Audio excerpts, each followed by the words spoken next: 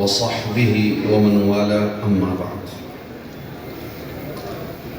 یہ کتاب ہم نے اپنے استاد محترم حضرت مولانا صوفی محمد سرور صاحب رحمہ اللہ تعالیٰ سے پڑھی ہے۔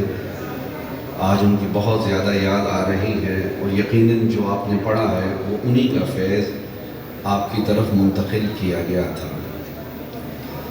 آج ایک تو ان کی یاد آئی، دوسرا کسی ڈیم میں جو بچے شہید ہوئے آج ان کی وجہ سے بہت ہی صدمہ ہے۔ اللہ تعالیٰ ان کے والدین کو سب کو صبر جمیل اور سکون نصیب فرمائے۔ ہمارا سرمایہ یہ طلباء ہیں۔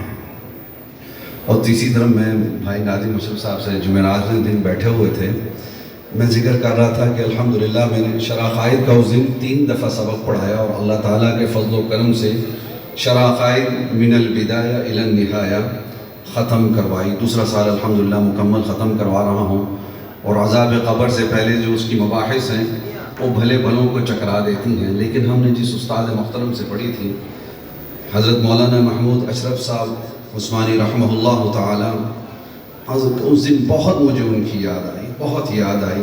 اور میں آپ کو ایک چھوٹی سی بات سے میں ذکر کرتا ہوں کہ اللہ تعالیٰ کے فضل و کرم سے 1409-10 میں کا جو دورہ حدیث تھا، اس میں اللہ تعالیٰ نے یہ توفیق عطا فرمائی تھی کہ بندہ اول نمبر پر آیا تھا سالانہ امتحان میں۔ بہت خوشی کی بات ہے، لیکن اس سے کہیں زیادہ خوشی حضرت سے ہم جب سبق پڑھتے تھے تو ششماہی امتحان ہوا۔ ششماہی امتحان میں ہمارے ساتھ بہت لائق لڑکے تھے، لیکن کسی کے بھی 100 نمبر نہیں تھے، صرف میرے تنہا 100 نمبر تھے۔ میں بتا نہیں سکتا آپ کو کہ مجھے کتنی خوشی ہوئی۔ آج اللہ تعالیٰ کے فضل و کرم سے آپ کی ابو داؤد کی آخری روایت آپ نے پڑھی ہے، اس میں سمجھایا کیا جا رہا ہے۔